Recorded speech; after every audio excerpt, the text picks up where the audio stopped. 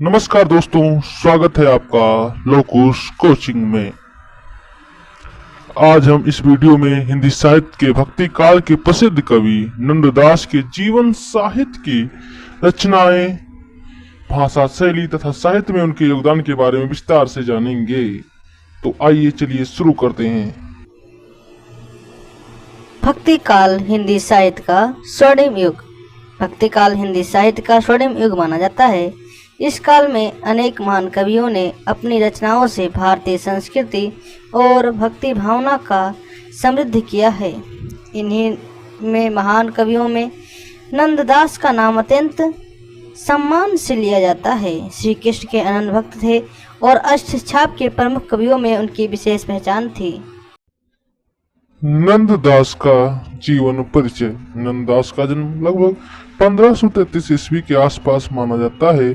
उनके जन्मस्थल के विषय में विद्वानों में मतभेद है, परंतु अधिकांश विद्वान उत्तर प्रदेश का सोरो कासगंज को उनका जन्मस्थान मानते हैं। उनके जीवन में भगवान श्री कृष्ण की भक्ति को ही समर्पित था। वे महान वैष्णव आचार्य वल्लभाचार्य के पुत्र विठलनाथ गोसाई जी के शिष्य थे। विठलनाथ जी ने जिन 8 श्रेष्ठ कवियों को श्री कृष्ण की सेवा कीर्तन के लिए नियुक्त किया था, उन्हें अष्टछाप कहा जाता था। नंददास इन्हीं 8 कवियों में प्रमुख स्थान रखते हैं। उनका अधिकांश समय वृंदावन और गोवर्धन क्षेत्र श्री कृष्ण की भक्ति। अष्टछाप क्या है? अष्टछाप 8 कृष्ण भक्त कवियों का समूह है, जिन्हें विठलनाथ जी के द्वारा श्रीनाथ जी की सेवा के लिए नियुक्त किया गया था। इन 8 कवियों के नाम इस प्रकार हैं: सूरदास, कुंभनदास, परमानंददास, कृष्णदास, गोविंद स्वामी, नंददास, चतुर्भुजदास, चितर स्वामी।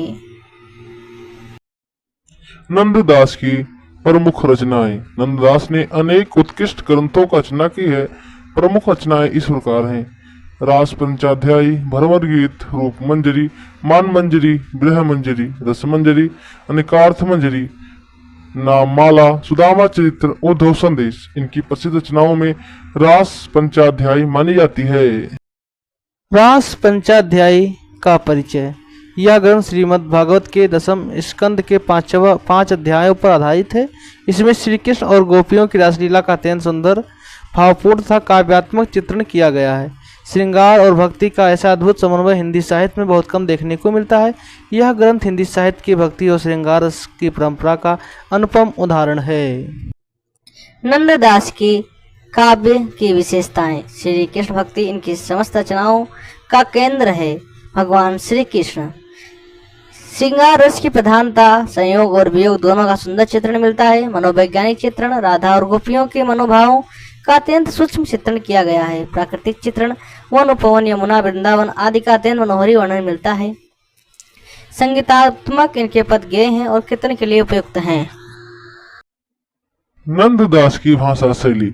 नंद ने मुख्यतः ब्रजभाषा का प्रयोग किया है। उनकी भाषा सरल, मधुर, साहित्यिक और भावपूर्ण, अलंकार युक्त है। रस। इनके काव्य में मुख्यतः श्रृंगार रस, भक्ति रस, करुण रस और शांत रस का सुंदर समन्वय मिलता है। साहित्य में योगदान। नंददास ने कृष्ण भक्ति को नई ऊंचाई प्रदान की है।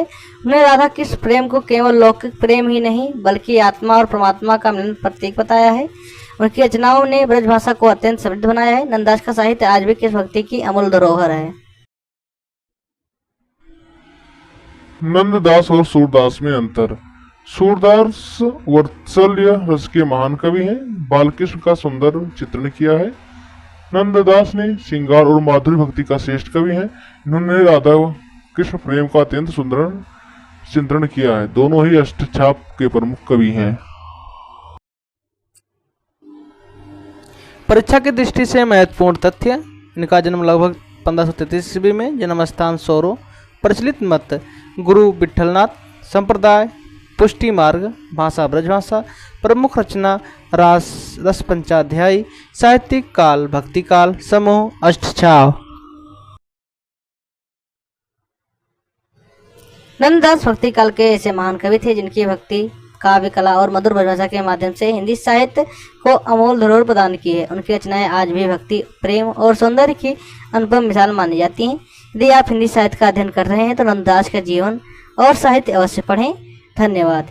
यदि आपका वीडियो पसंद आए तो लाइक करें, चैनल को सब्सक्राइब करें और बेल आइकन दबाना ना भूलें, ताकि ऐसे महत्वपूर्ण शैक्षिक वीडियो आपको सबसे पहले मिलते रहें। नमस्कार, धन्यवाद।